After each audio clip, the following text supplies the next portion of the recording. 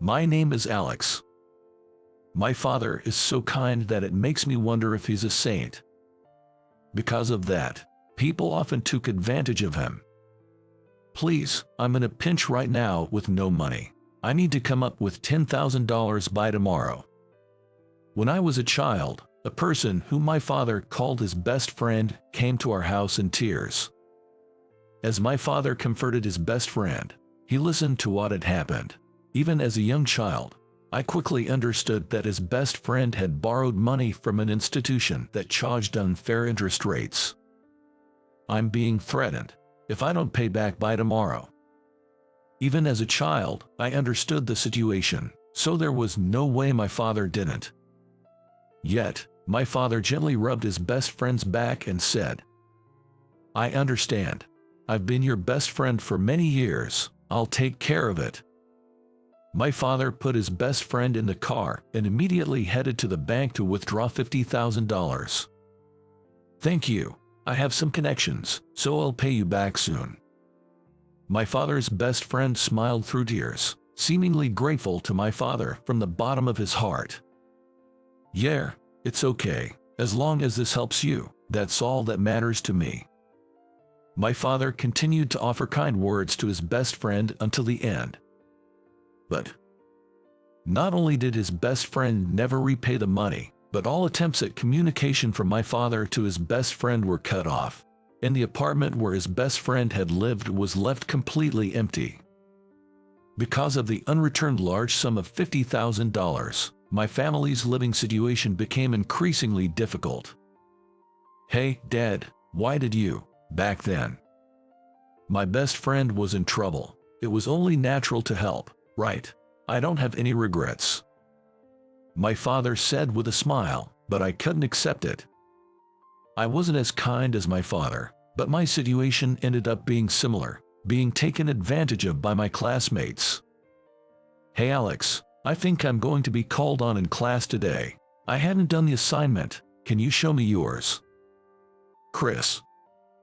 He was the central figure in the class, popular with everyone, and also handsome.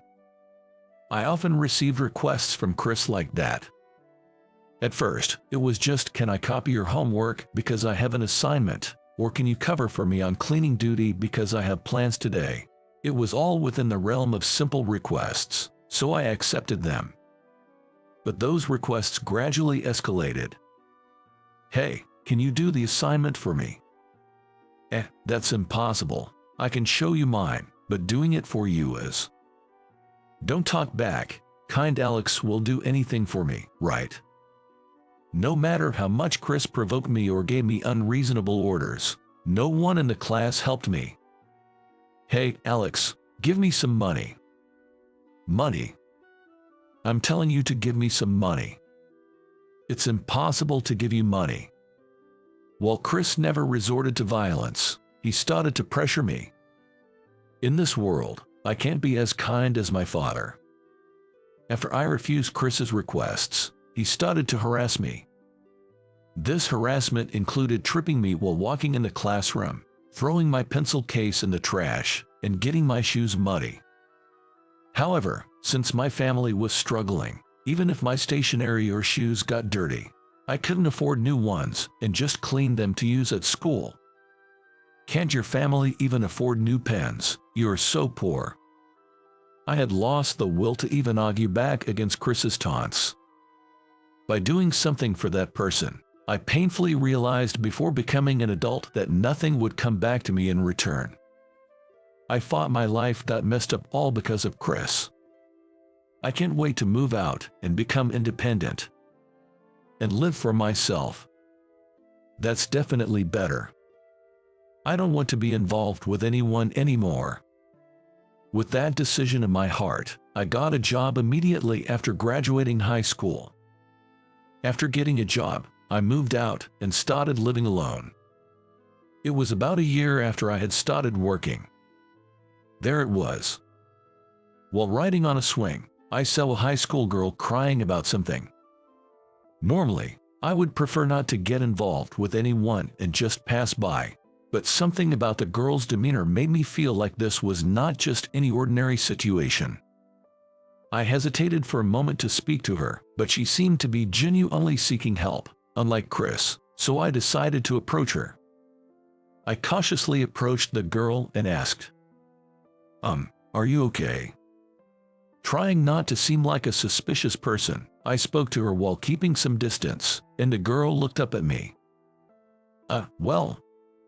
She stopped crying for a moment when she saw me, but then her face crumbled and she started crying again. I wanted to comfort her but wasn't sure if it was appropriate to touch her, so my hands hovered uncertainly. After crying for a while, the girl said in a small voice, "Thank you for speaking to me," and began to tell me what happened. Her name was Ashley. She was visiting here as a tourist, but while wandering around the city alone before meeting up with her family, she was pickpocketed. All her belongings were stolen, leaving her without money or a phone. Moreover, she was at a loss as to what to do in an unfamiliar place. That's terrible. But it's my fault. My mom warned me to be wary of suspicious people. Ashley seemed on the verge of crying again after finishing her story, so I hurriedly interrupted to comfort her. "What about your family? What are they doing now?" "I have a hotel where we're supposed to meet tomorrow, but I was supposed to stay there by myself first, but now I can't." "I understand. How much do you need?" I really shouldn't. I didn't mean to make such a request." "I can take you to my place. If you have a family meeting scheduled, it's definitely better to go to the hotel. Where is it?" Without letting Ashley refuse, I asked for the hotel's location and name, and was surprised to hear it was an incredibly luxurious hotel. She must be from a wealthy family.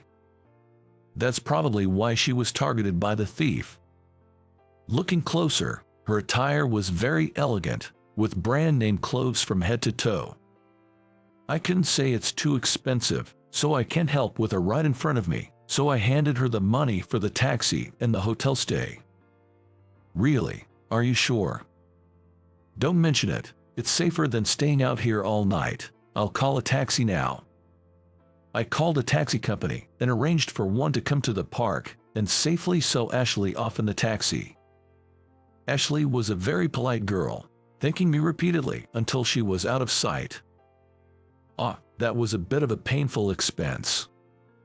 While looking at my now empty wallet and feeling a bit down, I was happy to have interacted with someone and seen their grateful face for the first time in a while. Helping people, I guess I don't hate it after all. Later, as I passed the same park on my way home from work, Ashley approached me. "Is that you from the other day?" "Thank you so much for the other day. This is a little token of my appreciation." Ashley handed me a voucher for a stay at a luxury hotel. At first, I refused, saying I couldn't accept it, but Ashley insisted, so I gratefully accepted it. It was the first time I had helped someone and received something in return. Ashley and I exchanged contact information on the spot and began to communicate gradually. I gratefully used the hotel voucher Ashley gave me and was able to fully relax from the stress of work. When I thanked Ashley again via message, she seemed pleased as well. If you hadn't helped me that day, I don't know what would have become of me. The hotel voucher is just a small part of my gratitude. No, this is more than enough for me. Thank you. That day, several adults passed by the park, but no one spoke to me. I didn't have the courage to ask for help. Just when I was about to give up, you came to help.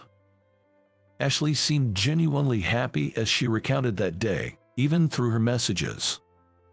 "Despite my being younger, you've always treated me maturely, or rather, respectfully, and that's what drew me to you, Alex." Upon reading that message from Ashley, I immediately called her. After a few rings, Ashley answered the phone with a nervous tone. "Ashley." "Yes." "I feel the same way." After that, we started dating. Our relationship progressed smoothly, and by the 3rd year of our relationship, "Ashley, will you marry me?" I proposed to Ashley. She cried with joy and accepted, and we got married. We led a perfect married life. Ashley did most of the housework and supported me as I went to work. One day, I received an invitation to a high school reunion. The venue listed was a luxury hotel. Having not had the best memories from high school, I was unsure about attending. "What's wrong? You look really upset." Sorry, I just got an invitation to a reunion. I'm not sure if I should go." "Why not?" "Well, there's just a lot of stuff." Ashley quickly grabbed the invitation from my hand to check it. Then she exclaimed, "Oh. What's wrong?" "This hotel. I've been wanting to go. Just looking around would be enough for me. So why don't you attend the reunion, Alex? Let's go together." Persuaded by Ashley's request, I filled out the attendance section of the invitation and sent it back. On the day, I was taken aback by the luxury of the hotel as I stood in front of it. The last time I entered such an expensive hotel was when I saved Ashley. "Alex, it's beautiful." "Yeah, oh, it's time to head to the venue. What will you do afterward, Ashley?" Maybe I'll enjoy the hotel until your reunion ends." Ashley smiled at me cutely and said she would contact me after it ended, then headed to the venue. Inside, there were screams of "long time no see" from the girls and "hey, it's been a while" from the guys, making the place already lively. I watched my classmates from a corner, feeling nostalgic. Then, someone I didn't want to see approached me with the sound of his footsteps. "Hey, if it isn't Alex." Chris smirked at me as if mocking me. "Long time no see. You came, huh?" "Yeah, well, I got an invitation. Sent out of pity by the reunion committee, right? You did check the venue before deciding to attend, right?" "Yes, I did." "Huh? The poor guy has something to say." Chris mocked me loudly enough for the whole venue to hear. "It's different now."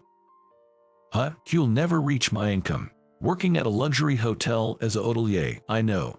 People with a poor vibe like you don't come here at all." I just glared at Chris, unable to retort. "Luxury hotels are for the rich only. This isn't a place for you to set foot in, idiot." Chris's insults escalated, and I clenched my fists, looking for a chance to retaliate, when suddenly, a sound of water along with droplets cascading down my head. I couldn't grasp what had happened in that instant. Slowly, my brain started to function, and I realized I had been doused with beer. Of course, the culprit was the person right in front of me. Oops, my hand slipped. "Maybe this suits a poor guy like you, huh? Chris, you bastard. Hey, don't come near me smelling like beer." "Oh right. Your participation fee is $100,000, you know. It's to compensate this hotel for being trampled by a poor person like you. Pay up." There's no way I could pay that even if I wasn't poor.